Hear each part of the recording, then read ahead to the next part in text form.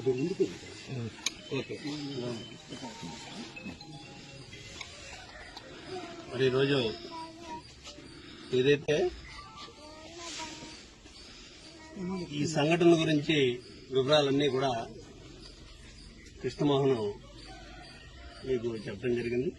కృష్ణమోహన్ గారు చెప్పినటువంటి దాంట్లో అంటే ఈరోజు మేము ఇక్కడ రావడానికి ముఖ్యంగా ఒక 10 రోజులుగా ప్రతిరోజు ఏ సెల్ ఫోన్ ఆన్ చేసినా లేకపోతే టీవీ ఆన్ చేసినా టీవీలో కొన్నిటిని తొక్కిపెట్టచ్చామో కానీ సోషల్ మీడియాని ఎవరో ఆపేటువంటి పరిస్థితి లేదు కాబట్టి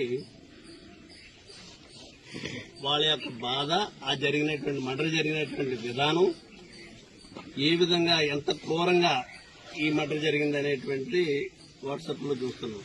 దాంట్లో ఇప్పుడు దాకా మాకు ఇక్కడికి వచ్చినాక ఒక కన్ఫ్యూజ్ ఏంటంటే ఇది వాళ్ళిద్దరూ స్నేహితులనో లేకపోతే ఒక పార్టీ అనో ఇంకోటనో చెప్తున్నారు.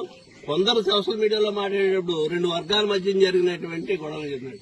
ఇది వర్గాల మధ్య జరిగినటువంటి గొడవలు కాదు, ఏమీ కాదు. ఇప్పుడు ఒక గంట క్రితం నుంచి కూడా ఆ అమ్మాయితోటి వాళ్ళ కుటుంబ సభ్యులతోటి వివరంగా మాట్లాడిన తర్వాత చాలా డీటెయిల్స్ చెప్పారు.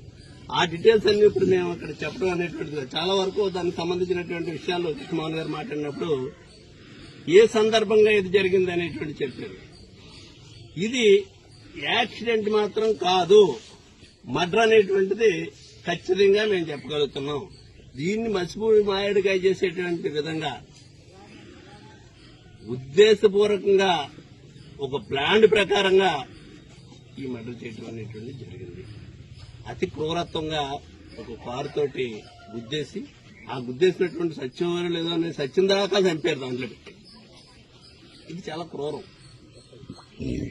మనం ఎప్పుడు సభ్య సమాజంలో ఇటువంటి సంఘటనలో ఇటువంటి ఒక ఆస్తుల కోసం లేకపోతే ఇంకో కోసం గొడవలు జరిగినంటే వేరు.